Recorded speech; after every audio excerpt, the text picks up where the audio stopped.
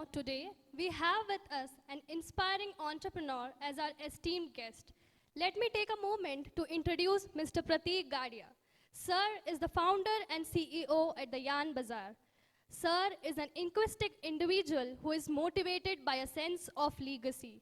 Born into a typical middle-class Marwari business family, he has always balanced his studies, sports, music, business, and extracurricular activities. He is a metalhead who gets as excited about being at the helm of business world as he does about his guitar's distorted riffs. Fun fact, he was the rhythm guitarist for the Metallica cover band in Mumbai. He has a master's degree in innovation and entrepreneurship from the University of Warwick. He has also been driven to improve his business skill and advance professionally. As a result, he had been involved in his family business since he was 15 years old, and he had also completed a few internships in various job profiles. When he was 17, he worked at a placement agency interviewing candidates for global BPO companies like 3G. After leading his family's fabric manufacturing business for 7+ years, he identified a gap in the industry and decided to pursue the opportunity, launching the Yarn Bazaar. He is currently the founder and the CEO of the Yarn Bazaar, a startup that is building a holistic B2B yarn marketplace with the vision of organizing an unorganized textile industry. They have completed over 300+ crore in transaction in less than 3 years. Pratik Gadia, the founder of the Yarn Bazaar, showcased his innovative startup idea on the first season of Shark Tank India. Impressed by his vision, the Sharks invested in his venture, making him an inspiration for the youth. His success story serves as a motivation for aspiring entrepreneurs. With this brief background, now I call upon Mr. Pratik Gadia to share his inspiring thought with us.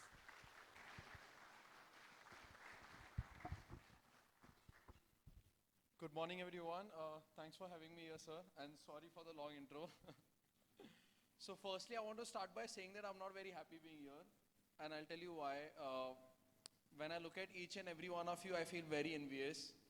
I think you guys are at the right place at the right time, right?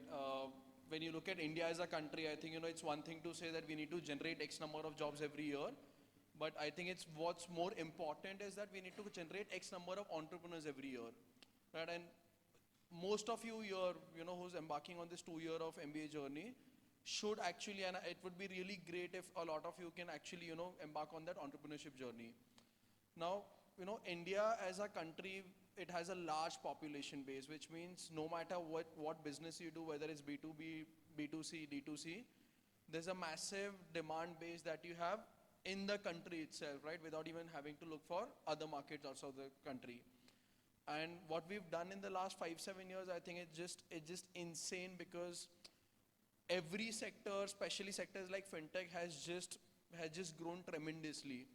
Like, the convenience factor is so high. Could you imagine 5 years back someone telling you can order anything and get it delivered to the comfort of your house within less than 5 to 7 minutes? Right? We just couldn't imagine or believe that, but today, startups like Zepto are actually enabling that. Right? We can walk down the street without any cash in our pockets and just buy any product or service. I can tell you about myself, I have never carried any cash or any coin in the last 2-3 years. And you travel to the most developed regions of the world, the Western world, Europe, UK, US, wherever, you still, it's not easy to be completely cashless. Right? India UPI has enabled QR-based payments. Even a small fruit vendor has that. Right? So entrepreneurship as a wave has just been different in the last 5-7 years. It has allowed people like me also, who comes from a very typical family background of a very, very legacy-based industry like textiles, and try to do something different here, right? Because the ecosystem has developed. Right? When Flipkart started in around early 2000s, say around 2008 or so, when you look at e-commerce in international markets, it never had any COD, cash on delivery, right? You had to pay for an order through a credit card, but penetration of credit card in India, forget 2008, even today, is very less. Right? It was Indian innovation that actually led to these kind of problem solving, that it's fine if, our User base does not have credit card, we can enable cash on delivery. Now imagine it's one thing to say cash on delivery, but to actually enable that, you have to ensure that the delivery partner is collecting cash, sending it back. So that's a massive supply chain being built around that. Right, so delivery companies started coming up, which could allow for these. There was a lot of fulfillment issues, so delivery companies started equipping themselves with the right technology. So what I'm trying to say is that, whenever you look at any of these problems, of course it's difficult to solve for, right? Of course it is challenging, but it is that challenge that should actually drive us to kind of solve that, because that challenging environment actually becomes like a deterrent or like a moat or a defensibility for you, because a lot of people are not looking at that. Right, so look at whatever you come across, whether it's a vacuum in the market, a gap in the market. So the next 2 years while you're studying, it would be great if you could do two things. One is peer learning, right? So learn from each other, look at the gaps in the market, look at something that excites you in terms of solving a big problem, right? Just make sure there are three things, which are very, very important to start an entrepreneurship journey. Number one, you should look at a large market problem to solve for, right? If the market size of the problem you're solving for, or the market you're going after, is, let's say, hardly $10-20 million, then it's not going to make a big business. So number one, very, very important, the market size has to be very, very large, right? Number two, the margin profile has to be high, right? Because when you're building a big business, it has to be from a large industry, as also the product or the service should have a good margin profile, because at some point you have to generate massive amounts of profits. And number three, it's important that the market is either unbranded or decentralized, because then there is a massive opportunity for you to come in, kind of consolidate, or kind of empower that market. Look at what OYO has done, right?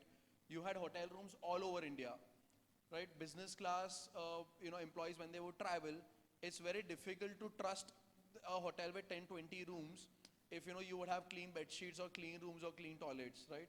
What OYO did is they didn't create any infrastructure. The infrastructure was already there.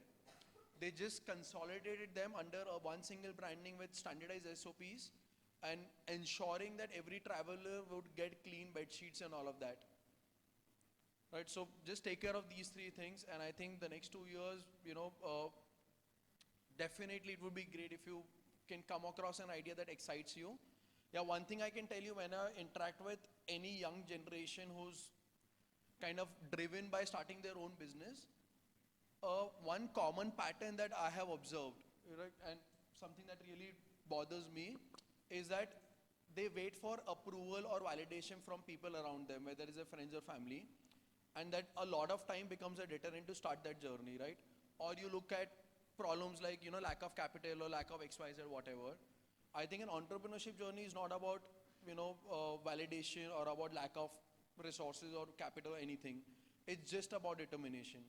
I can tell you, when I, being part of the family business, when I told my dad, that I don't want to continue this anymore and I want to start something of my own, but within the textile sector, forget that time, even today he's not very supportive of this, right? Because, I mean, he has his own idea about, his son being part of the business that he built and kind of, growing that. But it's very important that once you have a very high conviction on something, just take that journey, just start building that, and slowly people around you, the larger world, will slowly start supporting you and start validating your concept. So very important, don't wait for anyone's validation, don't wait for people to kind of support you. You have to do this, whether it's entrepreneurship, whether it's sports, whether it's music. Some of the best people in the world, right? Sports personalities, musicians, they didn't get the support that they needed when they started the journey, but because they really believed in that vision, they did that. Thank you, and wish you all good luck.